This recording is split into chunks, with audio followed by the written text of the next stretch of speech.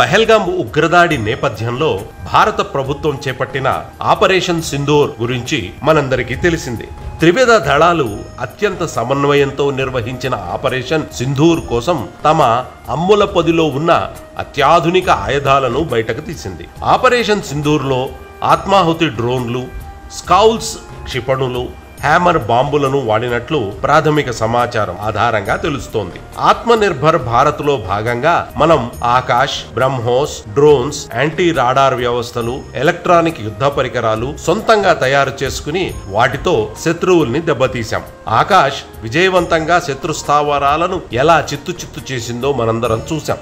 Integrated guided missile ప్రాజెక్టును మాజీ రాష్ట్రపతి, DRDO డైరెక్టర్ గా పనిచేసిన దివంగత అబ్దుల్ కలాం చేపట్టారు. సొంత టెక్నాలజీ ఉపయోగించి పృథ్వీ, అగ్ని, ఆకాశ్, త్రిశూల్, నాగ్ వంటి భూతల, గగనతల మిసైళ్లను తయారు చేశాము. అంతేకాదు, ఈ ఆపరేషన్లో భారతదేశ ఉపగ్రహ సామర్థ్యాలు కూడా కీలక పాత్ర పోషించాయి. మే 11న ఇస్రో చైర్మన్ వి నారాయణన్ మాట్లాడుతూ వ్యూహాత్మక కార్యకలాపాలు, జాతీయ భద్రతకు మద్దతుగా కనీసం 10 ఉపగ్రహాలను 24 గంటలు మోహరించామని పేర్కొన్నారు. ఈ ఉపగ్రహ వ్యవస్థ 7,000 కిలోమీటర్ల తీర ప్రాంతంతో పాటుగా దాని ఉత్తర సరిహద్దులను నిరంతరం పర్యవేక్షించడానికి సహాయపడింది. ఇక ఈ ఆపరేషన్ సింధూర్ విజయంలో మన డ్రోన్ వ్యవస్థ గురించి ఖచ్చితంగా చెప్పుకోవాల్సిందే.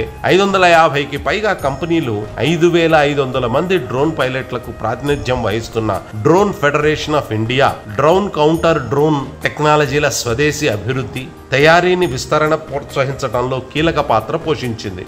Alpha design technologies, Tata advanced systems, Paras defence and space టెక్నాలజీస్తో పాటు IG డ్రోన్స్ వంటి భారతీయ కంపెనీలు రక్షణ కేంద్రీకృత డ్రోన్ ఆవిష్కరణలో ముందంజలో ఉన్నాయి.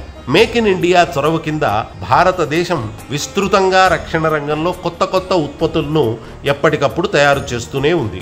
2023-24 ఆర్థిక సంవత్సరంలో స్వదేశీ రక్షణ ఉత్పత్తి రికార్డు స్థాయిలో 1.27 లక్షల కోట్లకు చేరుకుంది. దీనితో పాటుగా ఎగుమతులు 2024-25లో 23,622 కోట్లకు పెరిగాయి. 2013-14 నుండి ఇది 34 రెట్లు పెరిగింది. గతంలో 30-35% సొంతంగా తయారు చేసిన పరికరాలు ఉంటే ఇప్పుడు 65% సొంతంగా తయారు చేసుకున్న పరికరాలు ఉన్నాయి. భవిష్యత్తులో మరిన్ని ఉత్పత్తులతో సొంత టెక్నాలజీ వాటా 90%కి చేరుతుంది. రానున్న 2-3 ఏళ్లలో రక్షణ రంగ తయారీకి దాదాపు 3 లక్షల కోట్ల బడ్జెట్ అవసరమని ఇప్పటికే రక్షణ మంత్రి తెలియజేశారు. 2024-25 ఆర్థిక సంవత్సరంలో రక్షణ ఎగుమతులు 24,000 కోట్లను అధిగమించడంతో ప్రభుత్వం ఇప్పుడు 2029 నాటికి 50,000 కోట్లకు చేరుకోవాలని లక్ష్యంగా పెట్టుకుంది. రికార్డు సేకరణ ఒప్పందాలు, ఆవిష్కరణలలో కొనసాగుతున్న పెట్టుబడుల మద్దతుతో 2047 నాటికి ప్రపంచ రక్షణ ఎగుమతిలో అగ్రగామిగా ఎదగటానికి భారతదేశం కృషి చేస్తూనే ఉంది.